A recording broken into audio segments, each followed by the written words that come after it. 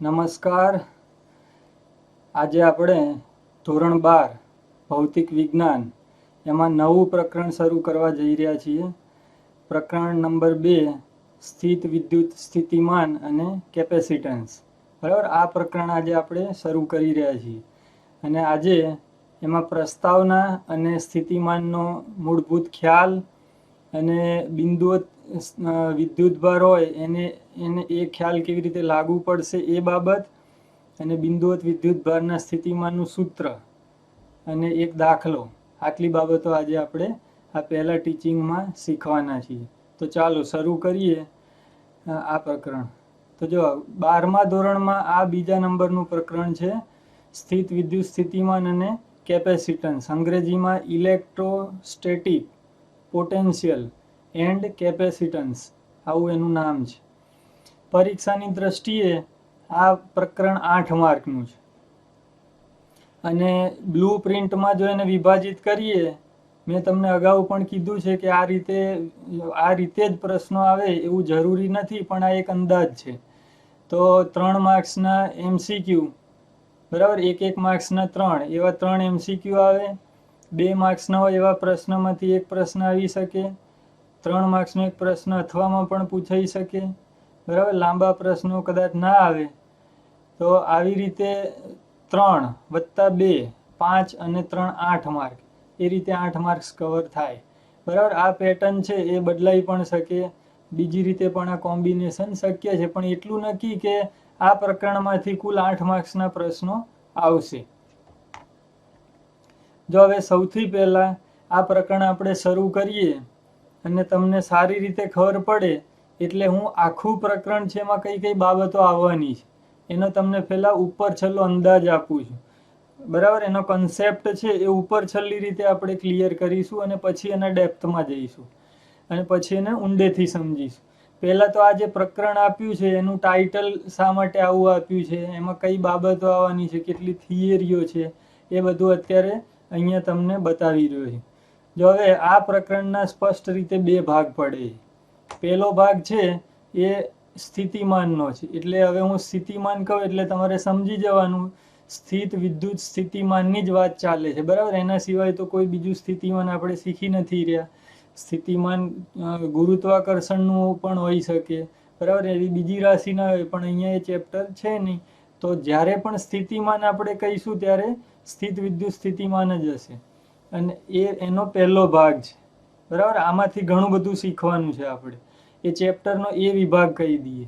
બરાબર, electrostatic potential. અને ચેપ્ટરનો જે બી વિભાગ છે એમાંથી આપણે કેપેસિટન્સ એને સમજવાનું. જો આ અંગ્રેજી જ શબ્દ મૂક્યો છે કેપેસિટન્સ, આમ તો એનું ગુજરાતી ક્ષમતા થાય. બરાબર, તો આ 2 બાબતો આપણે આ ચેપ્ટરમાં મુખ્યત્વે શીખવાના છીએ. અને કેપેસિટરનો તો પ્રેક્ટિકલી વ્યવહારમાં ખૂબ ઉપયોગ થાય, એ પણ હું તમને બતાવીશ. તો પહેલા આ જે થિયરિટિકલ પાર્ટ છે એનો સ્થિતિમાનનો એ જોઈ લઈએ અને પછી આ જે પ્રેક્ટિકલ છે એ પણ જોઈશું. તો સૌથી પહેલા તો આ ચેપ્ટરની શરૂઆતમાં જે ટોપિક આવવાના છે, જો આ મેં વિભાગો મારી રીતે પાડ્યા છે સમજવાની દ્રષ્ટિએ, તો એમાં સૌથી પહેલા આપણે કાર્યની ગણતરી વિદ્યુત ક્ષેત્રમાં કેવી રીતે થાય એ સમજવાના છીએ. કાર્યનો પરિચય તમને 11મા ધોરણમાં મળી ગયો છે અને આ જે ટોપિક છે એમાં વિદ્યુત સ્થિતિમાન અને બિંદુવત વિદ્યુતભારનું સ્થિતિમાન, આ 2 બાબતો આપણે ગણવાના છે. તો એ વિભાગમાં પહેલો ટોપિક હશે કાર્યની ગણતરીનો.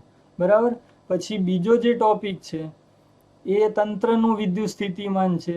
ઉદાહરણ સ્વરૂપે આપણે તંત્ર ઘણા બધા લઈ શકીએ. તો ડાયપોલ છે, 3 વિદ્યુતભારો હોય, 2 ધન વિદ્યુતભાર લઈ લો, 2 ઋણ લઈ લો. તો એવી રીતે આગળ આપણે શીખ્યા હતા ક્વોડ્રોપોલ છે.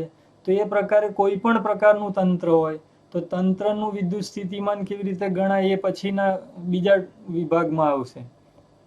ત્રીજા વિભાગમાં સમસ્થિતિમાન પૃષ્ઠ. બરાબર, જો અહીંયા થોડા તમને અંદાજે બતાડે, પૃષ્ઠ એટલે સપાટી, તો સમસ્થિતિ એટલે કંઈક સરખું હશે એવું આમાં આવવાનું છે. સ્થિતિમાનની દ્રષ્ટિએ સમાન પૃષ્ઠ હોય, આ કાલ્પનિક સપાટીઓ છે જે અહીંયા કવચ આકારની છે, આ સમતલ છે, અહીંયા બીજો કોઈ અનિયમિત કે અન્ય આકાર છે ડાયપોલ. તો આવી રીતે જે સપાટીઓ એક સરખું સ્થિતિમાન ધરાવતી એનો એ ટોપિક છે, એનો આપણે અભ્યાસ કરવાના છે. પછીના ટોપિકમાં પછીનો જે વિભાગ છે એમાં સ્થિતિ ઉર્જા એની ગણતરીઓ કરીશું. તો સ્થિતિ ઉર્જા છે એ આ ચેપ્ટરનો મુખ્ય કન્સેપ્ટ છે, બરાબર, મુખ્ય ખ્યાલ છે. આખું ચેપ્ટર એના ઉપર જ છે. સ્થિતિ ઉર્જાનો જ ખાસ પ્રકાર એટલે આપણે એને સ્થિતિમાન કહેવાના છે. તો 2 વિદ્યુત ભારો એની સ્થિતિ ઉર્જા છે, 3ની છે, વ્યાપક રીતે ઘણા બધા વિદ્યુત ભાર હોય તો એની સ્થિતિ ઉર્જા આપણે ગણીશું. આમાંથી ઘણા બધા દાખલાઓ પણ આવવાના છે અને વિશેષ દાખલાઓ આના જ હશે, એની પ્રેક્ટિસ કરવાની થશે તમારે. પછીનો જે ટોપિક છે અલગ પડતો વિભાગ એ બાહ્ય ક્ષેત્રમાં વિદ્યુત સ્થિતિ ઉર્જા. જો આ બધા કરતાં થોડું જુદું પડશે. બાહ્ય એટલે બીજા કોઈનું ક્ષેત્ર હોય, એમાં કોઈ વિદ્યુત ભાર મૂક્યો હોય તો એની સ્થિતિ ઉર્જા કેટલી હોય તે આપણે પહેલા એક વિદ્યુત ભારની ગણીશું. જો આ એરો બતાડે છે કોઈ બીજા વિદ્યુત ભારનું કે બીજા તંત્રનું ક્ષેત્ર છે, એમાં કોઈ વિદ્યુત ભાર મૂક્યો હોય તો આ વિદ્યુત ભાર છે એની સ્થિતિ ઉર્જા કેટલી હોય એ આપણે ગણીશું. પછી 2 વિદ્યુત ભારો મૂકો, ડાયપોલ મૂકો, બીજી રીતે મૂકો. ટૂંકમાં કોઈ ક્ષેત્ર હોય બીજા વિદ્યુત ભારનું કે બીજા તંત્રનું, એની અંદર આપણે જે વિદ્યુત ભારો મૂક્યા હોય એની સ્થિતિ ઉર્જા કેટલી થાય આપણે એમાં શીખવાના છીએ. પછી છઠ્ઠા સેક્શનમાં વિદ્યુત ક્ષેત્રમાં સુવાહક પદાર્થો. આપણે મોટે ભાગે જે જીવન જીવી રહ્યા છીએ એમાં વાહકો, સુવાહકો, અર્ધવાહકો બધાનો ઉપયોગ કરવાનો થાય. તો આપણે આમાં જોવાના છીએ કે વિદ્યુત ક્ષેત્રની અંદર સુવાહક પદાર્થ મૂકીએ તો એની અંદર કેવા ફેરફાર થાય. જો હું તમને 2-3 ઉદાહરણ આપું, વીજળી પડે ત્યારે આપણે ગાડીમાં બેઠા હોઈએ એ એક અનુભવ છે. આપણે સીટી સ્કેન કરવા જઈએ ત્યારે ચુંબકીય ક્ષેત્રમાં આપણને મૂકે છે, સૂચના આપે છે કે મેટલના પાર્ટ્સ હોય તો તમે અંદર એવી રીતે એનો ઉપયોગ ના કરી શકો. તો આવા ઘણા બધા ઉદાહરણો છે. ઇલેક્ટ્રોસ્ટેટિક શિલ્ડિંગ, મેગ્નેટોસ્ટેટિક શિલ્ડિંગ વગેરે જેવી થિયરીઓ છે એનો પરિચય આમાં મળતો હોય, તો એ આપણે શીખવાના છીએ. પછી વિદ્યુત ક્ષેત્રમાં અવાહક પદાર્થો. વિદ્યુત ક્ષેત્રની અંદર સુવાહક પણ મૂક્યા એમાં કંઈક ફેરફારો થાય, એ રીતે અવાહક પદાર્થો મૂકીએ. અવાહકોને અંગ્રેજીમાં ડાઇલેક્ટ્રિક કહે છે. તો વિદ્યુત ક્ષેત્રમાં અવાહક પદાર્થો મૂકીએ તો એની અંદર કેવી અસરો ઉદ્ભવે છે, એમાં કેવા ફેરફારો થાય, બરાબર. તો ઘણીવાર એવું બને કે એમાં જે ધન અને ઋણના કેન્દ્રો હોય એ છૂટા પડે, તો ધ્રુવીય અને અધ્રુવીય અણુઓ એનો સ્ટડી કરીશું આપણે. વિદ્યુત ક્ષેત્રના કારણે પદાર્થમાં થતા ફેરફારો છે, પદાર્થનું ધ્રુવીભવન થાય. મેં તમને કીધું કે એ ધ્રુવીય ન હોય તો એમાં કેન્દ્રો છૂટા પડીને એનું ધ્રુવીભવન. તો આ બધી થિયરી આપણે બહુ વિસ્તારપૂર્વક ડિટેલમાં મજા આવે એવી રીતે સમજવાના છે. ચલો, જો આ એક વિભાગ થયો. હવે ચેપ્ટરનો બીજો વિભાગ. તો બીજા વિભાગમાં મેં તમને કીધું સંપૂર્ણપણે કેપેસિટરનો પરિચય આવવાનો છે. કેપેસિટન્સ એને માપતી રાશિ છે અને જે ડિવાઇસ કે સાધન રહ્યું એને આપણે કેપેસિટર કહીશું. તો જો આમાં કેપેસિટરને સંગ્રાહક પણ કહેવાય. તો વિદ્યુત ભારનો સંગ્રહ કરતી રચના, પહેલાં તો એની થિયરી શું છે, બરાબર, કે એ કઈ પ્રકારે કામ કરે. તો કેપેસિટર શું છે, કેપેસિટન્સ શું છે, એના પ્રકારો કેટલા હોય, એમાં ખાસ કરીને આપણે સમાંતર પ્લેટ કેપેસિટરને સમજવાના છીએ. હું હમણાં તમને થોડા કેપેસિટરો લાઈવ સાચા બતાવું છું. ડાઇલેક્ટ્રિક પદાર્થ બદલતા એનો સી કેવી રીતે બદલાય છે વગેરે. જો અત્યારે હું તમને સાચુકલા વાસ્તવિક કેપેસિટરો બતાડી રહ્યો છું. જો આ એક કેપેસિટર છે, આ કેપેસિટર છે, આ નળાકાર કેપેસિટર છે. આમ તો નળાકાર આકાર દેખાય પણ અંદર સમાંતર પ્લેટ જ હોય છે આમાં, બરાબર. એ આપણે શીખવાના છીએ. એનો એક છેડો અને આ બીજો છેડો. તો આ ધ્રુવીય એટલે કે આમાં પોલારિટી નથી, ગમે તે રીતે એને જોડી શકાય, એટલે બંને વાયર એક સરખા રંગના છે. પણ અહીંયા એનું વર્ણન આપેલું હોય છે કે આ કેપેસિટરની ક્ષમતા કેટલી છે. જો આમાં બધું લખેલું હોય કેટલા માઇક્રો ફેરેડેનું છે કે ફેરેડેનું તો ના જ હોય, માઇક્રો ફેરેડે જ હોય, બરાબર. એ કેટલા વોલ્ટ ઉપર કામ કરે. તો આ વ્યવહારિક કેપેસિટર છે ને આ આપણા ઘરમાં જે પાણી ચડાવવા માટે જે સબમર્સિબલ પંપ વપરાય છે 1.5 હોર્સ પાવરનો કે 0.25નો, એનું આ કેપેસિટર છે, બરાબર. આનાથી સેજ નાની સાઈઝનું પંખામાં પણ વપરાય. એ તમે જોજો, તમારા ઘરે પંખો હોય તો એમાં એક આ જ પ્રકારનું જે ડિવાઇસ જોડેલું હશે કેપેસિટર કહેવાય. તો જો આ વ્યવહારિક કેપેસિટર. એ રીતે પંખાનું રેગ્યુલેટર, જો આ પંખાનું રેગ્યુલેટર છે એ ખોલેલું છે. આમાં તમને દેખાય છે 3 કેપેસિટર છે, 1, 2 અને 3. તો આ સિરામિક પ્રકારના છે. કેપેસિટરના ઘણા બધા પ્રકાર છે, એમાંનું આ એક છે. તો આ 3 સિરામિક છે.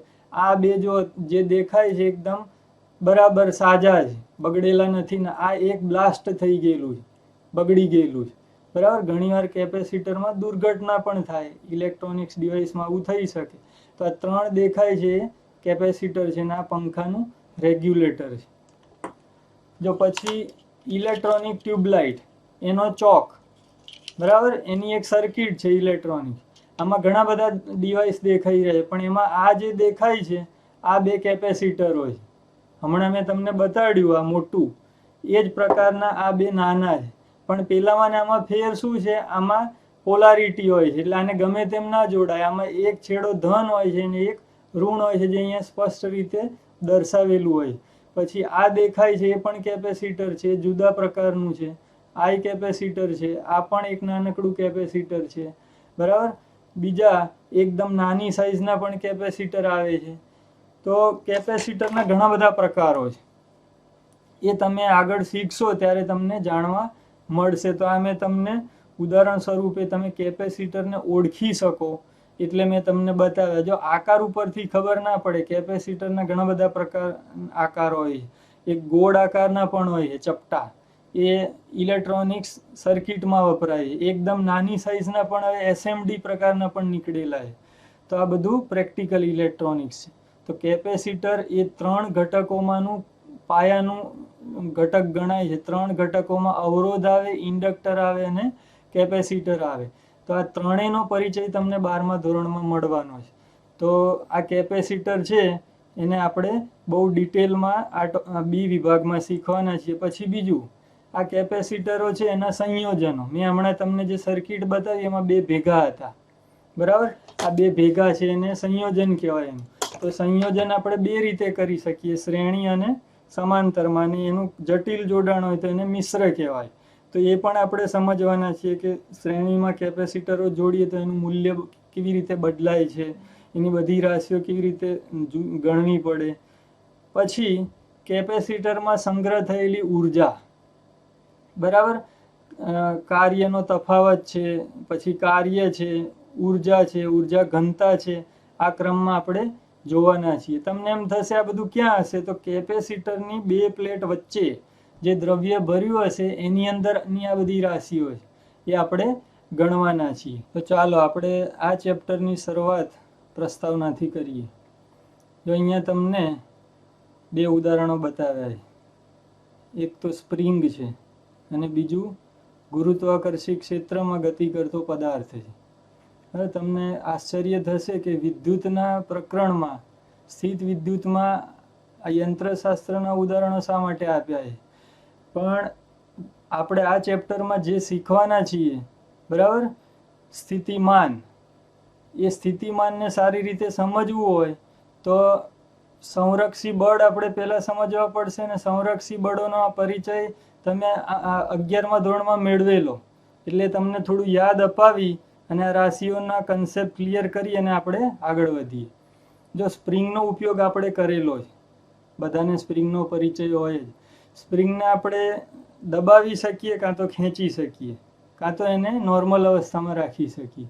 જો સ્પ્રિંગ એની નોર્મલ અવસ્થામાં હોય તો એમાં કોઈ પ્રકારની ઉર્જા ના હોય, બરાબર. એવી સ્પ્રિંગને જો આપણે દબાવીએ તો આપણે એને ઉર્જા આપીએ અને એ ઉર્જા એમાં જમા થશે સ્થિતિ સ્વરૂપ. એ જ રીતે જો આપણે સ્પ્રિંગને ખેંચી હોય તો એમાં પણ ઉર્જા જમા થાય સ્થિતિ સ્વરૂપ. આવી સ્પ્રિંગ હોય ખેંચાયેલી કે દબાયેલી, એને જો મુક્ત કરવામાં આવે તો ઉર્જા આપણને ગતિ ઉર્જા સ્વરૂપે પાછી મળે. જો સ્પ્રિંગમાં કોઈ પ્રકારનું ઘર્ષણ બળ ના હોય, બરાબર, અથવા તો એ તંત્ર એ પ્રકારનું હોય તો જેટલી ઉર્જા આપણે આપી હતી એટલી જ ઉર્જા એ પાછી આપણને આપશે. સ્થિતિ જો આપણે ગતિ સ્વરૂપે આપી હોય તો એ સ્થિતિ સ્વરૂપે એટલી જ જમા કરશે અને એ સ્થિતિ સ્વરૂપે જમા કરેલી એટલી જ આપણને પાછી ગતિ સ્વરૂપે પાછી આપશે. તો સ્થિતિ ઉર્જા અને ગતિ ઉર્જાનો હિસાબ એ હંમેશા સરખો જ જળવાઈ રહેશે, બરાબર. બેનો સરવાળો છે એ અચળ રહેતો હોય. હંમેશા. જો ગતિ ઉર્જા શૂન્ય હોય તો પૂરેપૂરી સ્થિતિ ઉર્જા હોય, અને જો સ્થિતિ ઉર્જા શૂન્ય હોય તો પૂરેપૂરી ગતિ ઉર્જા હોય, અને બેનો સરવાળો છે એ જો બંને હાજર હોય તો એ સરવાળો હંમેશા અચળ સ્વરૂપે જળવાશે. તો આ પ્રકારનું જેમાં પાલન થાય આ નિયમનું એને સંરક્ષી પ્રકારનું તંત્ર કહેવાય. તો સ્પ્રિંગ છે, બરાબર, એ રીતે અમુક પ્રકારના રબર છે, એવી ઘણી વસ્તુઓ છે એમાં આ નિયમનું પાલન થાય છે, તો એને સંરક્ષી પ્રકારના તંત્ર કહેવાય. બરાબર. દર વખતે એવું જરૂરી નથી કે તંત્રને જ આ લાગુ પડે. ક્યારેક બળ ક્ષેત્ર એને પણ આ લાગુ પડે છે. ધારો કે ગુરુત્વાકર્ષી બળ ક્ષેત્ર, તો ગુરુત્વાકર્ષી બળ ક્ષેત્ર છે એમાં જો આપણે કોઈ પદાર્થને ઉપર ફેંકીએ તો એ વખતે આપણે એને ઉર્જા આપીએ, તો એ ઉર્જા મેળવી અને ગતિ કરી અને ઊંચાઈ ઉપર જાય. જો અહીંયા એક ગોળો બતાડ્યો છે, બોલ કે કોઈ પણ પદાર્થ છે, એને અહીંયા ઉપર જશે ત્યારે એની ગતિ ઉર્જાનું સ્થિતિ ઉર્જામાં રૂપાંતર થતું હશે. એ ઊંચાઈ ઉપર પહોંચશે ત્યારે એની પાસે પૂરેપૂરી ઉર્જા સ્થિતિ સ્વરૂપે હશે. જો તેને સપોર્ટ આપીશું તો એ સ્થિતિ ઉર્જા જમા રાખશે, અને જો કંઈ નહીં હોય તો એ સ્થિતિ ઉર્જા પાછી ગતિ ઉર્જા સ્વરૂપે નીચે આવશે અને આપણને પાછી મળશે. સપાટી ઉપર એ પહોંચશે ત્યારે ઉર્જા 0 થઈ જશે.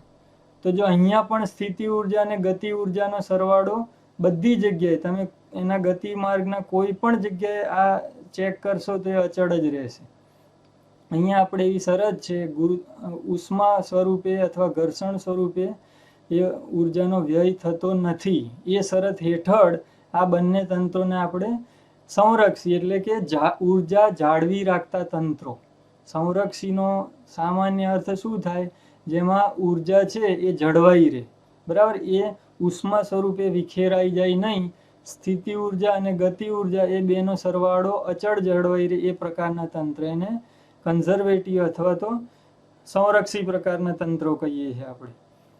બરાબર. આટલું પૂરતું છે. હવે તમને એમ થશે કે આને વિદ્યુત સાથે શું લેવા દેવા? તો આપણે આ ચેપ્ટરમાં જે શીખવાના છીએ કુલમનું આકર્ષી અને અપાકર્ષી બળ, બરાબર, એમાં જે ફેરફારો કરીશું આપણે આગળના ચેપ્ટરમાં આપણે ખાલી બળનો પરિચય મેળવ્યો. હવે બળ લગાડી અને અંતરમાં ફેરફાર કરીએ, એના કારણે ગતિ થાય, સ્થાનાંતર આ બધું બદલાય, તો એ વખતે પછી આ બધાની જરૂર પડવાની છે. તો કુલમનું બળ પણ સંરક્ષી પ્રકારનું છે. એમાં પણ જેટલી ઉર્જા આપણે આપી હશે વિદ્યુત ભારને એટલી સ્થિતિ ઉર્જા સ્વરૂપે જમા થશે, અને એ જમા થયેલી આપણને પાછી પણ મળશે ગતિ ઉર્જા સ્વરૂપે. તો વિદ્યુતનું બળ છે, સ્થિત વિદ્યુત શાસ્ત્ર છે, એમાં લાગતા બળો એ પણ સંરક્ષી પ્રકારના છે. એ આપણે સાબિત કરવાના છીએ. પણ આ તમને પહેલા એનો કન્સેપ્ટ સમજાવી દીધો. સંરક્ષી બળ કોને કહેવાય એ એકદમ સ્પષ્ટ હોવું જોઈએ, અને કુલમનું બળ શા માટે સંરક્ષી છે એ આપણે આગળ સાબિત કરવાના જ છીએ. તો બરાબર. તો આ પ્રસ્તાવનામાં આ વસ્તુ આપેલી જ છે. તમે વાંચશો તો વધારે જાણવા મળશે. પણ એ વાંચતી વખતે આ જે મેં ઉદાહરણો આપ્યા છે એને યાદ કરવાના.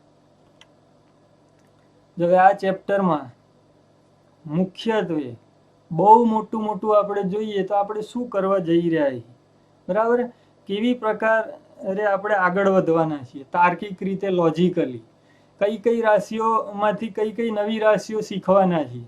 તો જો આ ચેપ્ટરમાં જે પહેલો વિભાગ છે એમાં તો આટલી જ બાબત હોય. સૌથી પહેલા આપણે કાર્ય સમજીશું. કાર્ય એટલે કે સ્થિત વિદ્યુત શાસ્ત્રમાં કાર્ય કેવી રીતે ગણાય એનો ઉપર છેલ્લો પરિચય મેળવીશું, બરાબર. એનો કંઈ બહુ ખાસ વિશેષ સમજવાની જરૂર નથી. જેવી રીતે યંત્રશાસ્ત્રમાં તમે શીખેલા એવું જ અહીંયા વિદ્યુત શાસ્ત્રમાં. તો સૌથી પહેલા કાર્ય આવશે, બરાબર. જો અતિ મહત્વની વસ્તુ હું તમને સમજાવી રહ્યો, જો આ નકશો મગજમાં બરાબર ફિટ થઈ જશે તો આ ચેપ્ટર શીખવું જરાય અઘરું નથી. અને જો આ બાબત તમને નહીં સમજાય તો ચેપ્ટર ગોખીને તો આવડે એવું છે જ નહીં, બરાબર. આગળના ચેપ્ટર કરતાં આ ચેપ્ટરની જે આ રાશિ રહી સ્થિતિમાન એ થોડી કોમ્પ્લિકેટેડ છે સમજવી. એટલે હું તમને આ પહેલાં તમારા દિમાગમાં આ લોજિકલ સિક્વન્સ ક્લિયર કરવા માગું છું. તો સૌથી પહેલાં કાર્ય આવે. કાર્ય ઉપરથી સ્થિતિ ઉર્જાનો તફાવત સમજાય, બરાબર. એ ગણી શકાય, મેળવી શકાય, અને એ તફાવત ઉપરથી આપણે સ્થિતિ ઉર્જા સમજી શકીએ કે સ્થિતિ ઉર્જા શું છે ખરેખર. અને સ્થિતિ ઉર્જા જો બરાબર સમજાવીએ તો આપણને સ્થિતિમાનની ખબર પડે. એટલે આપણે આજે શીખવા જઈ રહ્યા છીએ ને સ્થિતિમાન, એ સ્થિતિમાન સમજવું હોય તો પહેલાં આ બધું સમજવું પડે એવું છે, ના સાબિત કરવું પડે એવું છે.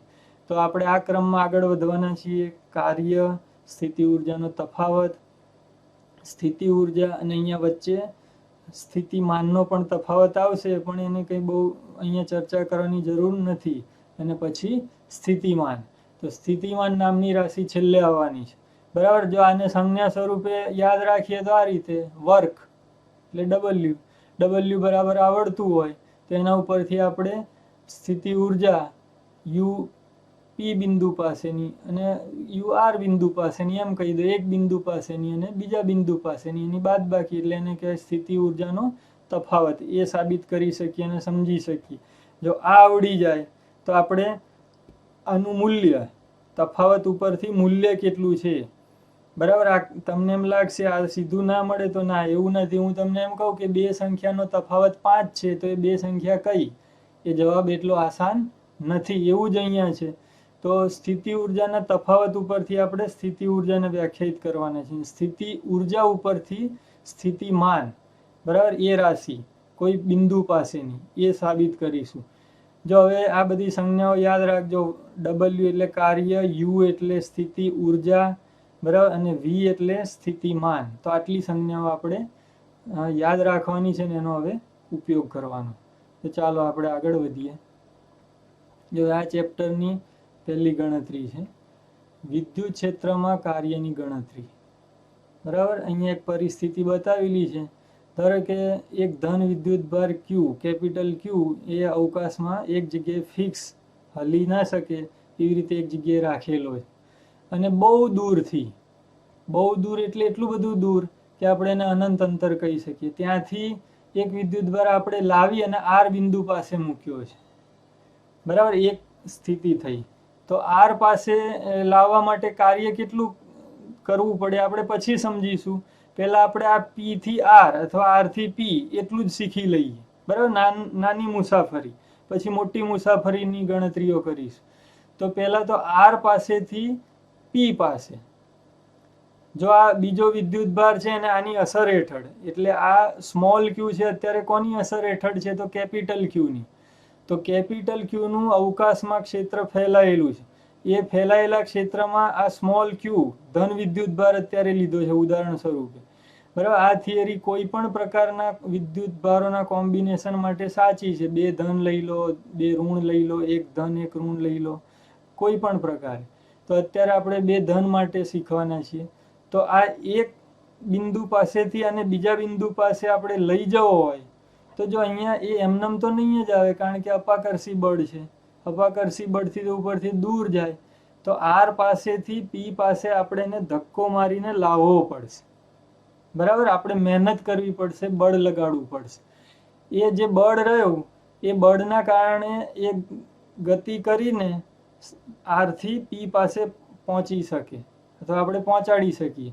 તો એ વખતે આપણે જે મહેનત કરી ભૌતિક વિજ્ઞાનમાં, એ મહેનત, બરાબર, એ કાર્ય, એ આપણે ભૌતિક વિજ્ઞાનમાં એને કાર્ય કહેવાય. તો એ જે કાર્ય રહ્યું આપણે ગણવાનું છે. તો આ સ્થિતિ છે. હવે આપણે એની ગણતરી સમજીએ. હવે પહેલા તો આપણે ક્યાંથી ક્યાં જઈ રહ્યા છીએ, તો અનંત અંતરેથી આર પાસે, આર પાસેથી પી પાસે. આને અત્યારે છોડી દઈએ છીએ આપણે. અત્યારે આપણે આર થી પી ની જ પહેલા ચર્ચા કરીશું અને એની જ ગણતરીઓ કરીશું. તો આપણે શું કરવાના છીએ, આર થી પી, જેમ ક્યુ એ કેપિટલ ક્યુ તરફ ગતિ કરશે તેમ કાર્ય વધુ ને વધુ કરવું પડશે. તો સ્પષ્ટ છે, કારણ કે જેમ નજીક આવીશું એમ આનું અપાકર્ષી બળ વધતું જવાનું છે 1/r² પ્રમાણે. એટલે આપણે બળય વધુ લગાડવું પડશે, વધુ મહેનત કરવી પડશે. બરાબર. તો કાર્ય છે એ બધી જગ્યાએ અહીંયા એક સરખી રીતે નથી થવાનું. અહીંયા બદલાતા જતા બળ વચ્ચે આપણે કાર્ય ગણવાનું છે. બરાબર. અચળ બળનું આ કાર્ય નથી, એ બરાબર યાદ રાખજો. તો કાર્ય વધુ કરવું પડશે અને એટલી જ આમાં વધુ ઉર્જા જમા થશે. જો આ પી પાસે આ વિદ્યુત ભારને પહોંચાડી દઈએ આપણે અને ત્યાં છોડી દઈએ, મુક્ત કરી દઈએ, તો એ પાછો પી થી આર તરફ ગતિ કરીને અનંત અંતરે જતો રહેશે. તો આર થી પી પાસે આપણે ધક્કો મારીને લાવ્યા, બરાબર, ગતિ કરાવી, એટલે અહીંયા એની પાસે સ્થિતિ ઉર્જા જમા થશે. અને જમા થયેલી સ્થિતિ ઉર્જા પાછી મુક્ત થાય તો આપણને ગતિ સ્વરૂપે પાછી મળે. અત્યારે આપણે ફક્ત આર થી પીની જ વાત કરવાના છીએ, તો તેટલી સ્થિતિ ઉર્જા એમાં સંગ્રહ થશે. આ તમને સમજાઈ ગયું હશે. હવે બીજી વસ્તુ, કાર્ય. તમને કાર્ય ગણતા આવડતું જ હશે, 11મા ધોરણમાં બધું આવી ગયેલું છે. તો કાર્યની ગણતરી કેવી રીતે થાય? તો કાર્ય એટલે બળ ગુણ્યા બળની દિશામાં થતું સ્થાનાંતર. આ કાર્યની બહુ સીધી સાદી વ્યાખ્યા છે, પણ દર વખતે આ કામમાં ના આવે. બળ અચળ હોય, સ્થાનાંતર સુરેખ હોય ત્યારે આ સૂત્ર કામમાં આવે. પણ દર વખતે પરિસ્થિતિ એવી ન હોય કે બળ એક જ સરખું હોય. અહીંયા જ જો એવું છે, જેમ આમ જઈશું એમ બળ વધતું જવાનું છે, તો એને ચલ બળ કહેવાય. બળ બે રીતે બદલાય. સ્થાન ઉપર બદલાતું બળ હોય, સ્થાન આધારિત વિધેય હોય, અથવા સમય આધારિત. તો અહીંયા સ્થાન આધારિત બળ છે, એટલે સ્થાન બદલાશે એમ બળનું મૂલ્ય અહીંયા બદલાવાનું છે. સ્થાનાંતર તો સુરેખ જ કરી રહ્યા છીએ, એટલે એનો પ્રશ્ન નથી. તો જો અહીંયા બળ છે, વિદ્યુત બળ છે, સ્થાનાંતર તો સુરેખ થવાનું છે. તો કાર્ય છે આપણે આર થી પી એ રીતે દર્શાવીશું. વિદ્યુત બળ, બળ એટલે અહીંયા વિદ્યુત બળ ગુણ્યા સ્થાનાંતર. સાદી સીધી રીતે કાર્યને આ રીતે દર્શાવાય. પણ આ સૂત્ર આપણને સીધું કામમાં આવશે નહીં દર વખતે. સૂક્ષ્મ સ્થાનાંતર માટે ચાલે, પી અને આર વચ્ચેનું અંતર બહુ ઓછું હોય તો આ સૂત્ર વાપરી શકાય, પણ વ્યાપક રીતે આ સૂત્ર કામમાં આવે નહીં. તો વ્યાપક સૂત્ર કયું કાર્યનું?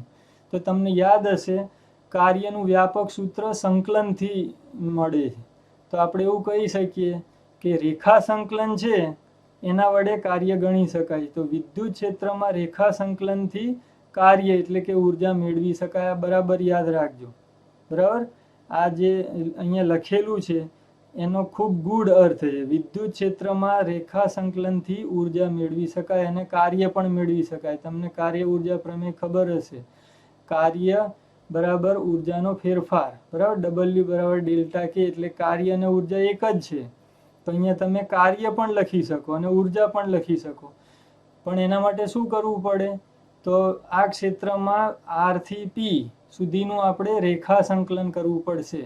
બરાબર, તે રેખા સંકલન કેવી રીતે થાય? તો આવી રીતે અહીંયા જો દર્શાવી, ડબલ્યુ આર પી એટલે આર થી પી સુધીનું કાર્ય એટલે કે સંકલન, રેખા સંકલન આ સમજવાનું. આર થી પી એફ એક્સટર્નલ એટલે કે અહીંયા વિદ્યુત ભાર ઉપર લાગતા બાહ્ય બળો ધ્યાનમાં લેવાના, એના આંતરિક બળો નહીં. એ તમને ખ્યાલ છે બળના પ્રકારો. એફ એક્સટર્નલ એટલે એફ બાહ્ય બળો એટલે કે આ વિદ્યુતનું બાહ્ય બળ, અને એને ગુણ્યા સ્થાનાંતર એટલે ડી આર ના સાપેક્ષમાં સંકલન કરીએ રેખા સંકલન, તો આપણને કાર્ય મળે એટલે કે ઉર્જા મળે. બરાબર, તો આ જે કન્સેપ્ટ છે એ બરાબર યાદ રાખજો. હવે જો આનું સાદુરૂપ આપીએ, અહીંયા જે પરિસ્થિતિ આપી છે એના માટે, તો અહીંયા એફ એક્સટર્નલ એ કયું બળ છે? તો વિદ્યુતનું બળ છે, એટલે એફ એક્સટર્નલની જગ્યાએ ઇલેક્ટ્રિક ફોર્સ એટલે એફઈ લખવાનું. ડીઆર તો ડીઆર જ છે. બીજું કે આ જે કાર્યનું સાદુરૂપ આપીશું આપણે, તો કાર્ય સદિશ છે, સ્થાનાંતર સદિશ છે, બે વચ્ચે ડોટ ગુણાકાર આવે. અહીંયા જો બળ કેન્દ્રવર્તી દિશામાં બહારની તરફ છે, એટલે કે સ્થાનાંતરની ઊંધી દિશામાં વિદ્યુતનું બળ લાગી રહ્યું છે. એટલે આ ડોટ ગુણાકાર આપણે કરીશું તો બળ છે એ ઊંધી દિશામાં છે, એટલે અહીંયા જ્યારે એફ એક્સટર્નલની જગ્યાએ એફ ઈ લખીશું તો અહીંયા માઇનસ ચિહ્ન મૂકવું પડશે. બરાબર, તો કાર્યનું સૂત્ર જેમ છે એમ જ અહીંયા લાગુ પાડવાનું. તો માઇનસ ચિહ્ન છે એ કાર્યની જે ગણતરીનું સૂત્ર રહ્યું એફ ડોટ ડીઆર, બળ ગુણ્યા બળની દિશામાં થતું સ્થાનાંતર, એ પ્રમાણે ગણતરી કરવાથી અહીંયા માઇનસ ચિહ્ન આપોઆપ આવ્યું, આપણે મૂક્યું નથી. એ આનું સાદુરૂપ આપવાથી જ ઓટોમેટિક અંદર આવેલું. તો આ સૂત્ર એ આ જ પ્રકરણનું મુખ્ય સૂત્ર બનવાનું છે, યાદ રાખજો. આ માઇનસનું પણ આપણે અર્થઘટન કરવાના છીએ આગળ. બરાબર, આટલું તમને સમજાઈ ગયું હશે કે વિદ્યુત ક્ષેત્રમાં કાર્યની ગણતરી કેવી રીતે થાય. બરાબર, હવે એનો આપણે ઉપયોગ કરીએ. જો મેં તમને અગાઉ સમજાવ્યું, પહેલા આપણે કાર્ય સમજવાનું છે અને પછી સ્થિતિ ઉર્જા. તો હવે આપણે સમજીએ કે કાર્ય ઉપરથી સ્થિતિ ઉર્જાનો તફાવત કેવી રીતે મળે. જો અહીંયા આકૃતિ બતાવી એની એ જ આકૃતિ છે, ખાલી ફેરફાર ક્યાં કર્યો? આર બિંદુ પાસેની સ્થિતિ ઉર્જા છે ને આપણે યુઆર કહીશું, પી બિંદુ પાસેની સ્થિતિ ઉર્જા છે એને યુપી કહીશું. જો અહીંયા યુ કરતાં અહીંયા યુ મોટો બતાડ્યો છે એ એવું પ્રતીક સ્વરૂપે બતાવેલું છે કે અહીંયા સ્થિતિ ઉર્જા વધુ છે, અહીંયા સ્થિતિ ઉર્જા ઓછી છે, એવો તમને અંદાજ આવે એટલે આને થોડું મોટું દર્શાવેલું છે, બરાબર. વિદ્યુત ભારને આપણે આર થી પી સુધી લાવવાના છે, તો આર થી પી સુધી આપણે વિદ્યુત ભારને ધક્કો મારીને લાવીએ તો કેવા કેવા ફેરફારો ગણવાના થશે એ સમજીએ. મુખ્ય બે રાશિ ઉપર ધ્યાન રાખો, કાર્ય અને ઉર્જા ઉપર. તો આપણે આ સ્થાનાંતર માટે કાર્ય પણ ગણીએ અને ઉર્જા પણ ગણીએ અને પછી જોઈએ શું થાય છે. તો સૌથી પહેલા કાર્ય એટલે વિદ્યુતનું બળ ગુણ્યા સ્થાનાંતર, હમણાં જ મેં તમને સમજાવ્યું એ પ્રમાણે એફ એક્સટર્નલ ડોટ સ્થાનાંતર ડી પી આર, બરાબર.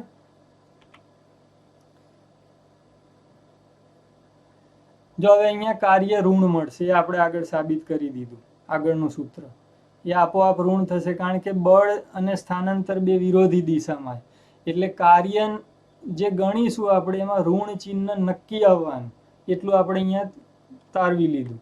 હવે ઉર્જા, તો ઉર્જાની ગણતરીમાં શું થશે, ડેલ્ટા યુ ઉર્જાનો તફાવત, એટલે કે અહીંયા જે આપણે ઉર્જાનો તફાવત કેવી રીતે મળે, કોઈ પણ રાશિનો તફાવત એટલે અંતિમ ઓછા પ્રારંભિક, તો ઉર્જાનો તફાવત એટલે અંતિમ ઉર્જા ઓછા પ્રારંભિક ઉર્જા. અંતિમ એટલે પી પાસેની, પ્રારંભિક એટલે આર પાસેની, તો યુપી માઇનસ યુઆર એને કહેવાય ઉર્જાનો તફાવત, બરાબર. હવે યુપી વધુ છે અને યુઆર ઓછું છે, એ સમજાવી વાત છે કે અહીંયા અપાકર્ષી બળો વધુ છે, અહીંયા ઓછા છે, એટલે આમ જેમ આવીશું એમ અપાકર્ષી બળો પ્રબળ બનશે, એનો સામનો કરીશું એટલે આપણે વધુ બળ લગાડવું પડશે, આપણી વધુ ઉર્જા ખર્ચાશે, એ વધુ ઉર્જા વધુ પ્રમાણમાં ત્યાં જોવા મળશે, એટલે પી પાસે ઉર્જા વધુ જ હોય. તો પી ધન છે, પી આ ઉર્જા ધન છે ને આ ધન છે, પણ બાદબાકી કરીએ તો મોટામાંથી નાનું બાદ કરવાનું થશે અહીંયા, તો યુપી ગ્રેટર દેન યુઆર, તેથી ઉર્જા તફાવત ધન મળશે, એ ચોખ્ખી વાત છે. કાર્ય ઋણ મળશે અને ઉર્જાનો તફાવત ધન મળવાનો છે. તમને એમ થશે આ બે જ શા માટે ગણ્યું, તો આનો કનેક્શન છે કાર્ય ઉર્જા પ્રમેય સાથે. જો આપણે કાર્ય ગણી લઈએ, ઉર્જા ગણી લઈએ તો આ બે સરખા જ હોય, બરાબર. એ બેને આપણે સરખાવાના છીએ, પણ પહેલા આપણે ચિહ્નોને મેળવી લીધા.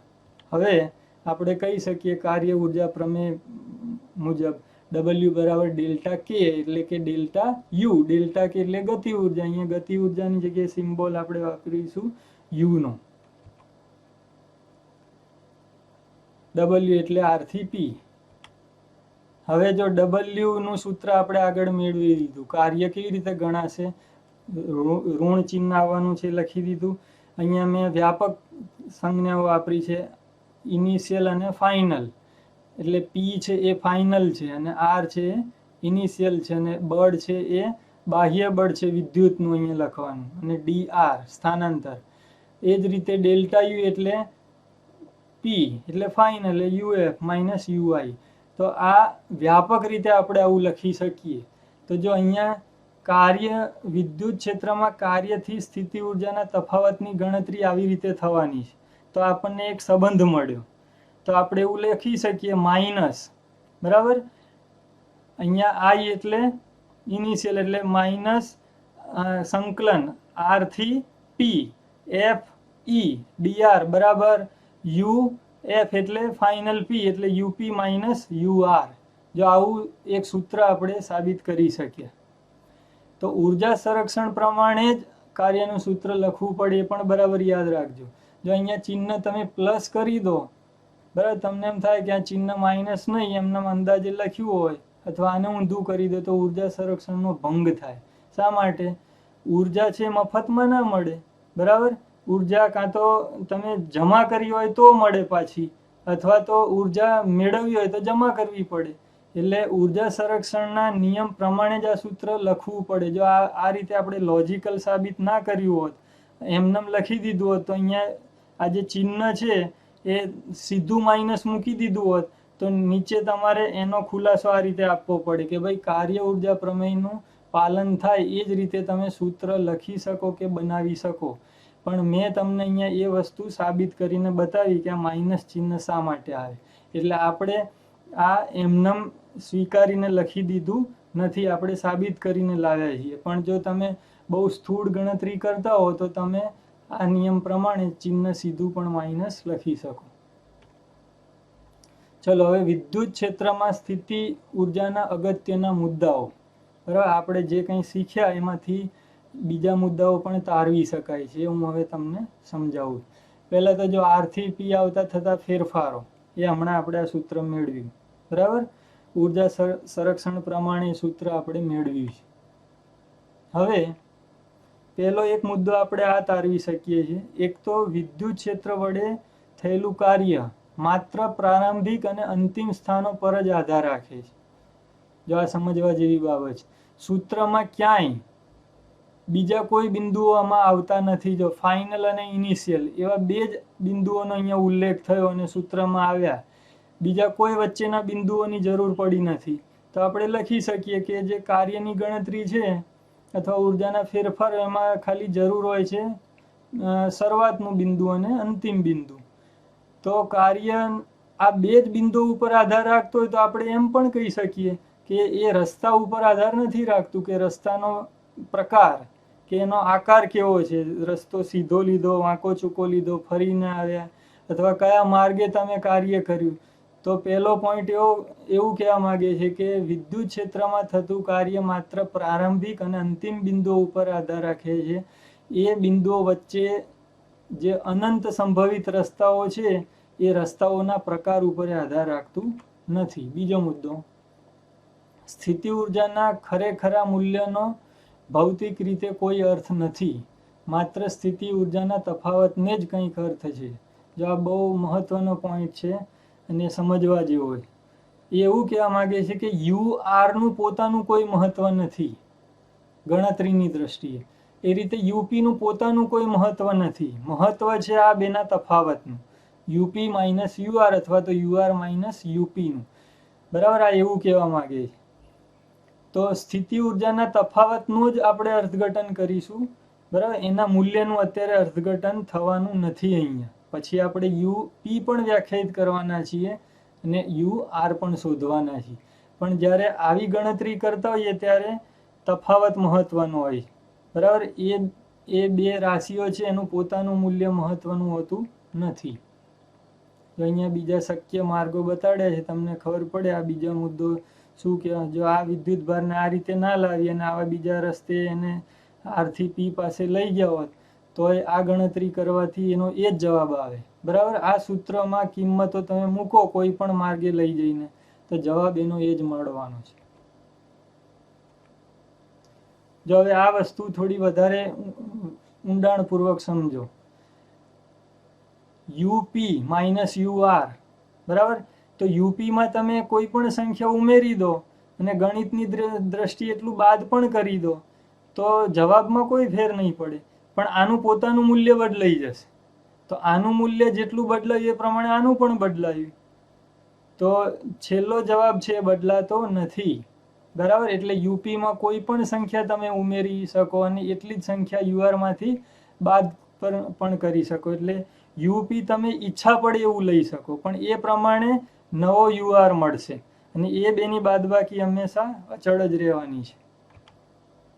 જો આને આમ પણ લખી શકાય, ધારો કે આપણે યુઆર છે એ અનંત અંતરે લીધું હોત તો યુઆર અનંત અંતરે લઈએ એટલે ત્યાં એ 0 થઈ જાય.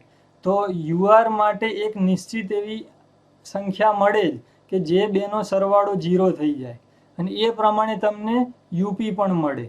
તો નિશ્ચિત આલ્ફા માટે યુઆર વત્તા આલ્ફા 0 થશે અને એના કારણે તમને એક નિશ્ચિત યુપી વત્તા આલ્ફા મળશે. ને એ જે નિશ્ચિત યુપી વત્તા આલ્ફા છે એને જ કહેવાય પી પાસેની વિદ્યુત ભારની સ્થિતિ ઉર્જા. બરાબર, એ આપણે અર્થઘટન આગળ કરવાના છીએ, પણ જો અહીંયા સાબિત કરેલું છે તો યુપી માઇનસ યુ ઇન્ફિનિટી બરાબર એને કહીશું યુપી. તો આ સૂત્રનો આપણે આ રીતે ઉપયોગ કરવાના છીએ. તો સંરક્ષી બળની આ મૂળભૂત લાક્ષણિકતા છે. બરાબર, એટલે કે શું, તો એ ગતિમાર્ગ ઉપર આધાર રાખતા નથી. એ ફક્ત ઉર્જાનો તફાવત છે અથવા તો આર થી પી સુધી જે કાર્ય કર્યું એ ગતિમાર્ગ ઉપર આધાર નહીં રાખે, એ માત્ર બિંદુઓના સ્થાન આ બે બિંદુઓ ઉપર જ આધાર રાખશે. જો આપણે આવું કહી શકીએ. આ નિયમ તમને પરીક્ષામાં પૂછ્યો હોય તો આ રીતે શબ્દશઃ લખવાનો. કોઈ પણ બિંદુએ વિદ્યુતભાર ક્યુની સ્થિતિ ઉર્જા એ તે વિદ્યુતભારને અનંત અંતરેથી તે બિંદુએ લાવવા માટે બાહ્ય બળ વડે થતું કાર્ય જ છે. બાહ્ય બળ શું? એની ચોખવટ કરી છે. વિદ્યુત બળ જેટલા જ અને વિરુદ્ધ દિશામાંનું બળ એને આપણે બાહ્ય બળ કહીશું. તો જો અહીંયા આપણે બે વસ્તુઓ સમજ્યા, સ્થિતિ ઉર્જાનો તફાવત પણ સમજ્યા અને સ્થિતિ ઉર્જાના તફાવત ઉપરથી સ્થિતિ ઉર્જા એની પણ આપણે વ્યાખ્યા આપી દીધી. બરાબર. હવે એક તમને ખૂબ જ રસપ્રદ ને ખૂબ મજા આવે એવું અને કન્સેપ્ટ પણ બહુ ઊંડેથી સમજાય તમને એવી એક બાબત શીખવાડી રહ્યો છું. આ ચોપડીમાં નથી આપ્યું, પણ ચોપડીમાં જે આપ્યું છે એને વધારે સારી રીતે સમજવા માટે ઉપયોગી. તો અહીંયા એક પ્રશ્ન છે, શું ક્ષેત્ર એ બળ જ છે? શું ક્ષેત્ર એ બળ જ છે અને સ્થિતિમાન એ ઉર્જા જ છે? બરાબર સમજો. જો આ ચાર રાશિનો પરિચય આપણે મેળવવાના છીએ સ્થિત વિદ્યુત શાસ્ત્રમાં. બળ, ક્ષેત્ર, યુ એટલે સ્થિતિ ઉર્જા અને વી એટલે સ્થિતિમાન. એ પછી વિદ્યુતનું હોય કે ચુંબકત્વનું હોય. તો વિદ્યુત બળ, વિદ્યુત ક્ષેત્ર, વિદ્યુત સ્થિતિ ઉર્જા અને વિદ્યુત સ્થિતિમાન વી. બરાબર. આ ચાર સંજ્ઞાઓ યાદ રાખવાની તમારે. તો બળ ઉપરથી આપણે આગળના ચેપ્ટરમાં ક્ષેત્ર શોધ્યું હતું, તમને બરાબર યાદ હશે. બળ એટલે KQ/R² હતું. એમાં જો એક એકમ કરી દઈએ તો જે સૂત્ર મળ્યું KQ/R² એ ક્ષેત્રનું સૂત્ર હતું. અને એની વ્યાખ્યા કેવી રીતે આપી હતી આપણે? એકમ વિદ્યુતભાર ઉપર લાગતા બળને આપણે ક્ષેત્ર એવું નામ આપ્યું. હવે અહીંયા એવું જ કરવાનું છે. બરાબર. ઉર્જા ઉપરથી જ આપણે સ્થિતિમાનને વ્યાખ્યાયિત કરીશું. અહીંયા જેવું કર્યું એવું જ અહીંયા કરવાના છે. એકમ વિદ્યુતભારની સ્થિતિ ઉર્જા એટલે જ એને આપણે કહેવાના છીએ સ્થિતિમાન. આ બરાબર સમજી રાખજો. જો અહીંયા બે વિદ્યુતભાર દર્શાવેલા છે, કેપિટલ ક્યુ, સ્મોલ ક્યુ, બંને ગમે તે પ્રકારના હોઈ શકે. બે વચ્ચેનું અંતર આર છે. આ કન્સેપ્ટ છે એને ગણની ભાષામાં સમજાવું. ગણિતનો જે ગણનો કન્સેપ્ટ આવે છે ને, સાર્વત્રિક ગણ અને ઉપગણ. બરાબર. તો બળ એ ધારો કે ગણ એક સાર્વત્રિક ગણ છે એમ માની તો એનું સૂત્ર શું થાય? KQ/R². તેનો ખાસ પ્રકાર એટલે ક્ષેત્ર. તો આમાં ખાસ શું છે? તો આ જે ક્યુ હતો એક એકમ થઈ ગયો. તો એક એકમ વિદ્યુતભાર ઉપર લાગતું બળ એટલે એને ક્ષેત્ર કહેવાય. તો ક્ષેત્ર એ બળનો ખાસ કેસ થયો. બરાબર. એટલે આપણે એવું કહી શકીએ કે ક્ષેત્ર એ ખાસ પ્રકારે ગણાયેલું બળ જ છે. પણ એટલે ક્ષેત્રને આપણે બળ કહી શકીએ, પણ બળ દર વખતે ક્ષેત્ર નથી હોતું. ક્ષેત્ર એ દર વખતે બળ છે, પણ બળ એ દર વખતે ક્ષેત્ર નથી. તો બળ ક્યારે ક્ષેત્ર બને? જ્યારે એક વિદ્યુતભાર એક એકમ હોય ત્યારે એ જે સૂત્ર બનશે બીજા વિદ્યુતભારના ક્ષેત્રનું સૂત્ર કહેવાશે. બરાબર. અને જે એક લીધું એને આપણે પરીક્ષણ વિદ્યુતભાર કહીશું અને આ ક્યુ છે એને સોર્સ કહીશું. તો જો આ બંને સૂત્રો સરખા જેવા જ છે, ફેર ફક્ત ક્યુનો છે. આમાં ક્યુ છે ને આમાં ક્યુ એક એકમ છે. આ જ કન્સેપ્ટ ઉર્જા અને સ્થિતિમાન માટે આપણે ઉર્જાનું સૂત્ર આ રીતે સાબિત કરવાના છે. U બરાબર KQ/R અને સ્થિતિમાન છે એનો ઉપગણ છે. તો સ્થિતિમાન એ ખાસ પ્રકારે ગણાતી સ્થિતિ ઉર્જા છે. એમાં કઈ બાબત ખાસ છે? તો જ્યારે Q એક એકમ હોય ત્યારે મળતી સ્થિતિ ઉર્જા એને એનું સ્થિતિમાન કહેવાય. બરાબર. તો Qનું સ્થિતિમાન કેટલું હોય? તો KQ/R જેટલું. અને એની સ્થિતિ ઉર્જા કેટલી? તો સ્થિતિ ઉર્જા તો બીજો વિદ્યુતભાર હોય તો જ હોય. જો અહીંયા એક બીજો તફાવત જો, ક્ષેત્ર હંમેશા એક વિદ્યુતભારનું હોય, એમાં બીજાની જરૂર નથી. સ્થિતિમાન પણ હંમેશા એક જ વિદ્યુતભારનું, એમાં બીજાની જરૂર નથી. પણ બળ હંમેશા બે વચ્ચે લાગે, એમાં બેની જરૂર પડે. અને ઉર્જા છે એ પણ હંમેશા બે વિદ્યુતભારની હોય. એ એક વિદ્યુતભારની કોઈ દિવસ ઉર્જા હોય નહીં. બે વિદ્યુતભાર વચ્ચે ઉર્જા ગણવાની હોય. તો અહીંયા જેમ કીધું એમ એ જ રીતે અહીંયા સ્થિતિમાન એ ખાસ પ્રકારની સ્થિતિ ઉર્જા છે. પણ સ્થિતિ ઉર્જા એ દર વખતે સ્થિતિમાન હોતું નથી. બરાબર. એ સ્થિતિમાન ક્યારે બને? જો એક વિદ્યુતભાર એક એકમ હોય. તો જો આ બહુ જ રસપ્રદ બાબત છે. આ ચાર રાશિ વચ્ચેનો એક્ઝેક્ટ તફાવત શું છે એ આ જ રીતે સમજાયો છે. ચલો હવે આપણે સ્થિત વિદ્યુત સ્થિતિમાન, બરાબર, એનો જે કન્સેપ્ટ રહ્યો અને એનું સૂત્ર છે એ વધારે સ્પષ્ટ કરીએ અને છેલ્લે સમીકરણ મેળવવાના છે. જો હવે આ આકૃતિમાં સ્પષ્ટ રીતે બતાડ્યું છે કે એક વિદ્યુત ભારને આપણે અનંત અંતરેથી લાવી રહ્યા, આગળ આવું નહોતું. આગળની આકૃતિ અને આકૃતિનો તફાવત સમજો. આમાં બીજું બિંદુ નથી, આર બિંદુ, આમાં પી બિંદુ છે અને આપણે આપેલું બિંદુ કહીશું. તો એક વિદ્યુત ભારને આપણે અનંત અંતરેથી પ્રવેગ રહિત ગતિ કરાવીને આપેલા બિંદુ સુધી લાવી રહ્યા. ધારો કે આ ધન છે ને આ ધન છે, તો જેમ આમ આવીશું એમ અપાકર્ષી બળોનો સામનો કરીને અહીંયા આવવું પડશે, બરાબર. બળની હાજરીમાં ગતિ છે પ્રવેગિત જ હોય, પણ અહીંયા આપણે એવી રીતની યુક્તિ કરવાના છીએ કે ધીમે ધીમે જાળવીને એને લાવીશું જેથી બને ત્યાં સુધી પ્રવેગ રહિત ગતિ થાય. અને પછી જે ગણતરીઓ કરીશું એને આપણે કહેવાના છીએ સ્થિતિમાન. તો ચાલો એ ગણતરી સમજીએ. તો પહેલા તો વિદ્યુત ક્ષેત્રમાં રેખા સંકલનથી ઉર્જા મેળવી શકાય, આપણે આગળ સાબિત કરી દીધું છે અને આ એનું સૂત્ર છે. જો હવે આ ખાસ શરત છે, એ શરત યાદ રાખજો. જો આ ક્યુ, જે ક્યુ આવી રહ્યો છે અનંત અંતરેથી, એ ક્યુ એક એકમ હોય એનું મૂલ્ય, બરાબર. એમ કેસ પદ્ધતિમાં માની લો કે એક કુલમ હોય. જો ક્યુ બરાબર એક એકમ હોય અને આર બરાબર ઇન્ફિનિટી હોય, તો અહીંયા જે બીજું બિંદુ હતું એ અનંત અંતરે મૂકી દીધું. તો જ્યારે એકમ ધન વિદ્યુત ભારને આપણે અનંત અંતરેથી આપેલા બિંદુ પાસે પહોંચાડીશું બળ લગાડીને, તો એ વખતે એની પાસે જે ઉર્જા હશે, જો પાસેની ઉર્જા ગણાય, પી બિંદુ પાસેની ઉર્જા ગણાય અને સ્થિતિમાન પણ કહેવાય. અહીંયા શું કહેવા માંગે છે, જો આપણે ક્યુ બરાબર 1 લઈએ, આર બરાબર ઇન્ફિનિટી લઈએ, તો તે પી બિંદુ પાસેની ઉર્જા ગણાશે. જો આ શરત હેઠળ એને અહીંયા લાવ્યા હોઈએ તો એ વખતે અહીંયા જે ઉર્જા મળશે ને એને આપણે કહીશું પી બિંદુ પાસેની ઉર્જા, અને એ જ ઉર્જાને આપણે પછી શું કહી શકીશું, સ્થિતિમાન પણ કહી શકીશું. તો ચાલો એ આપણે સમજીએ. કારણ કે અનંત અંતર કોઈ પણ દિશામાં લઈ શકાય અને અનંત અંતરે ઉર્જા શૂન્ય જ હોય. તમને એમ થશે કે અનંત અંતર જ કેમ પસંદ કર્યું, તો અનંત અંતર છે ને એ વિદ્યુત ભારની બધી બાજુથી મળે છે. એટલે કોઈ નિશ્ચિત બિંદુ માટે આ ગણતરી કરવી ના હોય, વ્યાપક ગણતરી કરવી હોય તો આપણે અનંત અંતર જ લેવું પડે, અને ત્યાં પાછી ઉર્જા શૂન્ય હોય, એટલે આપણે અનંત અંતરેથી આવ્યા, બરાબર. એક તટસ્થ ગણતરી થઈ શકે એટલા માટે આપણે અનંત અંતર પસંદ કર્યું. હવે આ જે શબ્દોમાં મેં તમને કીધું એને સમીકરણ સ્વરૂપે આપણે દર્શાવીએ. તો ડબલ્યુ ઇન્ફિનિટી ટુ પી કાર્યની ગણતરી, રેખા સંકલન અનંતથી પી, માઇનસ ચિહ્ન જે આગળ આવેલું, એફ એક્સટર્નલ એટલે અહીંયા વિદ્યુતનું બળ, આ ધન વિદ્યુત ભારના બળની અસર હેઠળ, ડીઆર એટલે સ્થાનાંતર, બરાબર. આપણે આગળ ગણેલું યુપી માઇનસ યુઆર અનંત અંતરે 0 થઈ જાય એટલે અહીં 0 કર્યું, અને યુપી. જો હવે આનું સાદુરૂપ આપીએ આપણે તો આ સંકલન કરવું પડે, એટલે એફ બરાબર અહીં શું આવશે, કે ક્યુ અપોન આર સ્ક્વેર, બરાબર.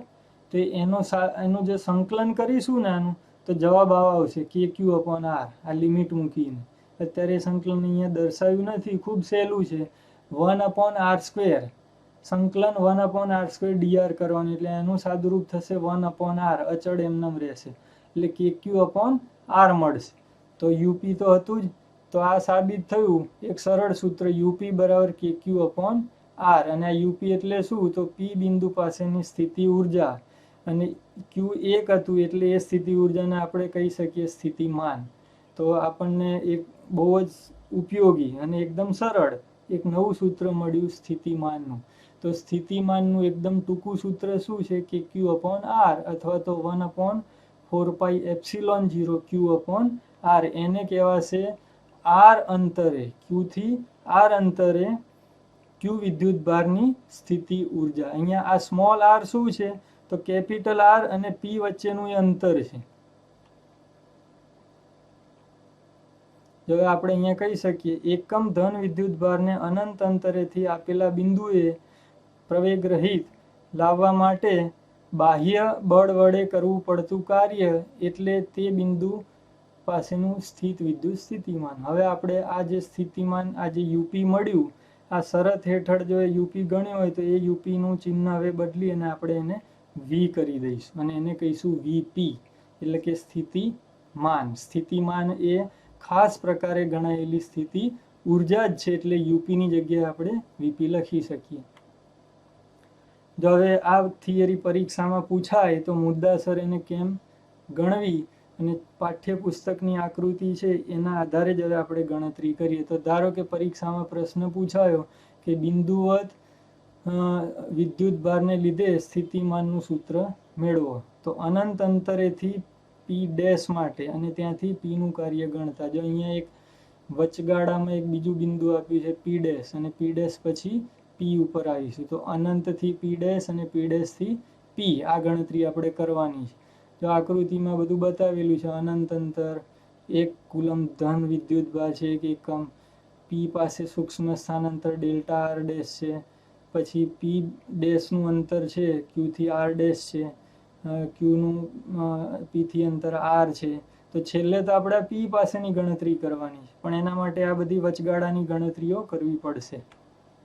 તો આપણે ગણતરી આ રીતે કરી શકીએ કે બિંદુ પી ડેશ આગળ એકમ ધન વિદ્યુત ભાર પર લાગતું બળ, જો અનંત અંતરેથી આપણે અહીંયા આવી ગયા તો પી ડેશ ઉપર કેટલું બળ લાગે, તો કુલમના નિયમ પ્રમાણે F બરાબર કે ક્યુ, આનું બળ, આનું ક્ષેત્ર હશે. તો આના કારણે અહીંયા લાગતું બળ એટલે કે ક્યુ અપોન આર ડેશ સ્ક્વેર. હવે બીજો ક્યુ ક્યાં ગયો, તો બીજો ક્યુ તો 1 એકમ લીધો છે એટલે એને અહીંયા દર્શાવવાની જરૂર નથી. જ્યાં આર ડેશ કેરેટ શું છે, તો બળ જે દિશામાં લાગી રહ્યું છે એ દિશામાંનો એકમ સદિશ છે, ઓથી પી ડેશ તરફનો, એ તમને ખ્યાલ છે. હવે આપણે પહેલા સૂક્ષ્મ કાર્ય ગણી લઈએ અને પછી આ પૂરેપૂરું કાર્ય ગણીશું. પહેલા સામાન્ય એવી ગણતરી કરીએ ડેલ્ટા આર ડેશ માટેની, અને એને પછી વિસ્તારીને આર માટેની ગણતરીમાં ફેરવી દઈશું. તો સૂક્ષ્મ કાર્ય ડેલ્ટા ડબલ્યુ એટલે આટલા ભાગ પૂરતું જ ગણેલું કાર્ય. તો એ કેવી રીતે ગણાશે, આગળ આપણે શીખી ગયા. કાર્ય એટલે માઇનસ કે ક્યુ અપોન આર સ્ક્વેર. તો અહીંયા આર સ્ક્વેરની જગ્યાએ આટલું જ સ્થાનાંતર છે એટલે એને ડેલ્ટા આર ડેશ, એના ઉપરથી આપણે અહીંયા આર ડેશ સ્ક્વેર લીધું છે કે ક્યુ, બરાબર. તો એ સૂત્ર આ રીતે બનશે ડેલ્ટા. હવે કાર્ય જો અહીંયા સમજાય છે, કાર્ય એટલે બળ ગુણ્યા બળની દિશામાં સ્થાનાંતર. આ બળ થઈ ગયું જે અહીંયા ઉપર દર્શાવ્યું. આ ડેલ્ટા આર એ સ્થાનાંતર છે અને આર ડેશ એ અંતર થયું.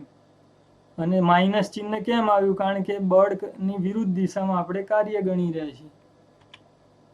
જો હવે કાર્ય ઉપરથી આપણે સંકલન કરી અને સ્થિતિમાન શોધવાનું. તો હવે કુલ કાર્ય ગણવું હોય તો શું કરવું પડે, અનંત અંતરથી આર સુધીનું રેખા સંકલન કરવું પડે. આગળ મેં તમને શીખવાડ્યું રેખા સંકલન ઉપરથી આપણને કાર્ય મળે. તો રેખા સંકલન ક્યાંથી ક્યાં, તો અનંતથી આર સુધીનું, બરાબર. તો અહીંયા સુધીનું આપણે રેખા સંકલન કરીએ. તો તમને એમ થશે આ ગણતરી શા માટે કરી, તો આ ગણતરીમાં જે સૂત્ર મળ્યું ને એ સૂત્રનું રેખા સંકલન કરવાથી કાર્ય મળે, એટલે આ સ્ટેપ વચ્ચે લાવવું જરૂરી હતું. હવે જો અહીંયા જે કંઈ હતું એ અહીંયા મૂકી દેવાનું. ડેલ્ટાનો ડી થઈ જશે. ડેલ્ટા એટલે સૂક્ષ્મ, પણ એનાથી પણ વધુ સચોટ રીતે ગણતરી એટલે એને ડીઆર કહેવાય, બરાબર.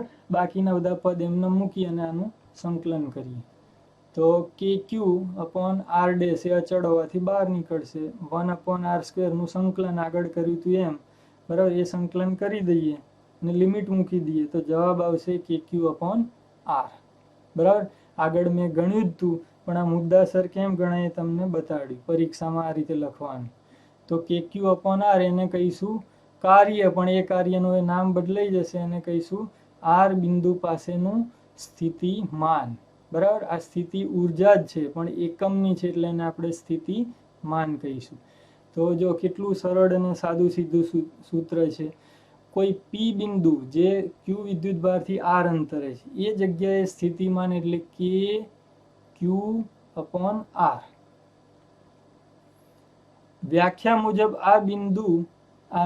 મુજબ આ વિદ્યુત ભાર ક્યુ ને લીધે પી આગળનું સ્થિતિમાન છે. જે આપણે વ્યાખ્યા આપી હતી ને કે એકમ ધન વિદ્યુત ભારને અનંત અંતરેથી આપેલા બિંદુ સુધી બળની વિરુદ્ધમાં જે લાવ્યા અને જે ગણતરી કરી એ પ્રમાણે જ આ ગણતરી કરી છે આપણે, એટલે આ સૂત્ર જે મળ્યું એને શું કહેવું પડે, આપણે સ્થિતિમાન એવું કહેવું પડે. તો આપણે સ્થિતિમાનનું સૂત્ર તારવી લીધું. જો હવે આ સ્થિતિમાનના સૂત્ર ઉપરથી એક બીજી બાબત સમજીએ. આવું આપણે તારવ્યું V બરાબર KQ/R. હવે અહીંયા ધન વિદ્યુત ભારનું V હંમેશા ધન જ મળે એટલે સ્થિતિમાન. તો એક વસ્તુ યાદ રાખજો, કેપિટલ Q ધન હોય તો એનું સ્થિતિમાન હંમેશા ધન જ મળે, કેપિટલ Q ઋણ હોય તો એનું સ્થિતિમાન હંમેશા ઋણ હોય. કારણ કે અહીંયા ધન હતો Q તો અહીંયા ધન ચિહ્ન આવ્યું, જો અહીંયા ઋણ હોત તો અહીંયા ચિહ્ન ઋણ આવત, એટલે સ્થિતિમાન એ વખતે ઋણ ગણાય. તો આ હંમેશા યાદ રાખવાનું, ધન વિદ્યુત ભારનું સ્થિતિમાન ધન હોય, ઋણનું ઋણ હોય. જો પાઠ્યપુસ્તકમાં એક આલેખ પણ આપ્યો છે, બે રાશિઓની સરખામણી, ક્ષેત્ર અને સ્થિતિમાન, જો બંનેની પેટર્ન સરખા પ્રકારની જ છે, એ શરૂઆતમાં ખૂબ વધુ છે અને અંતર વધતા એ ઝડપથી ઘટે છે, પણ એ ઘટાડો એક્ઝેક્ટ સરખો નથી, સરખા જેવો લાગી રહ્યો છે પણ બહુ ફેર છે. E ચલે છે 1/r² અને V ચલે છે 1/r. તો આ જે બ્લુ કલરની લાઈન છે એ V ની લાઈન છે, બરાબર, અને આ જે કાળી લાઈન છે એ E ની લાઈન છે. બેની સરખામણી કરો તો E નો ઘટાડો વધારે છે અંતર સાથે, અંતર વધશે એમ E વધુ પ્રમાણમાં ઘટશે, કારણ કે એના છેદમાં r² છે, અને પ્રમાણમાં V થોડું ઓછું ઘટશે, પણ ઘટશે તો ખરું જ. બંનેનો ઘટાડો સરખી પ્રકારે જ છે, પણ છતાંય ગણિતની દ્રષ્ટિએ એક ચલે છે 1/r² ને બીજું ચલે છે 1/r. આટલું યાદ રાખવાનું. ચલો હવે એક છેલ્લે દાખલો પણ જોઈ લઈએ. ઉદાહરણ 2.1 ખૂબ સહેલો એક આ દાખલો છે, બરાબર. પરીક્ષામાં 2 માર્ક્સમાં પૂછાયો છે, ક્યારેક 3માંય પૂછાય. જો હવે 2 ભાગમાં ગણતરી કરવાની છે. આ એક વિદ્યુત ભાર આપ્યો છે, એનાથી દૂર 9 સેન્ટીમીટર દૂર આવેલા P બિંદુએ સ્થિતિમાનની ગણતરી કરો. તો પહેલા તો એક સ્થિતિમાનની ગણતરી કરવાની છે, અને બીજું સ્થિતિ ઉર્જા પણ આપણે કાર્યની ગણતરી એટલે સ્થિતિ ઉર્જા પણ ગણવાની છે. શું જવાબ વિદ્યુત ભારને જે માર્ગે લાવવામાં આવે છે તેના પર આધારિત છે? એક પ્રશ્ન પૂછ્યો છે, ચાલો જોઈએ. જો હવે સ્થિતિમાન, તો આ સૂત્ર તમારે યાદ રાખવાનું, KQ/R અથવા તો 1/4πε0 Q/R. હવે એમાં કંઈ છે નહીં, બહુ સહેલું છે, બધું આપેલું છે, કિંમતો જ મૂકવાની છે. K નું મૂલ્ય તમને ખ્યાલ હશે, Q અહીંયા આપી દીધો છે, બરાબર. અંતર 9 સેમી, જો અહીંયા ભૂલ થઈ છે, સેમીને મીટરમાં ફેરવવાના, ખાસ યાદ રાખવાનું, અહીંયા જ ભૂલો થતી હોય, અને આનું કેલ્ક્યુલેટરથી સાદું રૂપ આપી દો, બરાબર. લોગ ટેબલ હોય તો લોગ ટેબલથી. તો આટલો જવાબ આવશે 4 × 10⁴. સ્થિતિમાન એનો એકમ વોલ્ટ, બરાબર, એ યાદ રાખવાનું. જો હવે બીજું, કાર્ય કેટલું થાય, બરાબર. તો કાર્ય આપણે આગળ શીખી ગયા, W બરાબર QV. તો આ V મળી ગયું, એને Q સાથે ગુણી દેવાનું છે. તો Q અહીંયા આપેલું છે, આ બીજો વિદ્યુત ભાર છે, એનું મૂલ્ય મૂકી દેવાનું. હવે પહેલા આ હતો, હવે આ છે, પણ એ બીજા વિદ્યુત ભારને આ પહેલા વિદ્યુત ભારના સ્થિતિમાનમાં આપણે લાવી રહ્યા, એટલે સ્થિતિમાન પહેલાનું લેવાનું અને મૂલ્ય વિદ્યુત ભારનું મૂલ્ય બીજાનું લેવાનું. તો આ બીજો વિદ્યુત ભાર ને પહેલા વિદ્યુત ભારનું સ્થિતિમાન, આ બેનો ગુણાકાર, એટલે આપણને કાર્ય મળશે, બરાબર. આ બેનો કેલ્ક્યુલેટરથી ગુણાકાર કરતા કાર્ય એટલે કે ઉર્જા મળશે 8 × 10⁻5 જૂલ. જો આજે બીજો પ્રશ્ન પૂછો તો શું જવાબ વિદ્યુત ભારને જે માર્ગે લાવવામાં આવે છે તે માર્ગ ઉપર આધારિત છે? તો ના, અત્રે કરવામાં આવેલું કાર્ય માર્ગથી સ્વતંત્ર છે. આમાં જો ક્યાંય માર્ગની જરૂર જ નથી, કોઈ સૂત્રમાં એવી કિંમતો છે જ નહીં કે જેમાં યામ મૂકવા પડે અથવા માર્ગની ગણતરી કરવી પડે. બીજું આપણે એમ પણ કહી શકીએ કે ધારો કે આપણે જુદા માર્ગે આવ્યા હોત, વાંકા ચૂકા, સીધો માર્ગ ના લીધો, તો વાંકા ચૂકા માર્ગમાં જો આપણે સ્થાનાંતરના ઘટકો પાડીએ તો એમાં લંબ દિશામાં જે ઘટકો હશે એનું કાર્ય 0 મળવાનું છે. એટલે જે પરિણામી કાર્ય હશે, ઘટકોનો સરવાળો કરીશું, એમાં બે વિદ્યુત ભારને જોડતા સીધા માર્ગની દિશામાં જે ઘટકો છે એના સરવાળાથી જ મળવાનું. તો એમ પણ આપણે કહી શકીએ કે માર્ગ ગમે તે લઈએ, છેલ્લે તો એ કાર્ય એ બે વિદ્યુત ભારોને જોડતા સીધા માર્ગ ઉપર જ એ મળવાનું છે. એટલે કાર્ય એ બીજા કોઈ પણ માર્ગો ઉપર આધાર રાખતું નથી, એ માર્ગથી સ્વતંત્ર છે. તો આજે આપણે આટલું રાખીએ છીએ. જો આપણે આ ચેપ્ટરની શરૂઆત કરી અને મૂળભૂત રાશિઓને ખૂબ સારી રીતે શીખ્યા, આનું રિવિઝન કરો, પ્રેક્ટિસ કરો, મનન કરો, તો ક્યારેય પણ એ ભૂલાશે નહીં. Thank you. જય સ્વામિનારાયણ.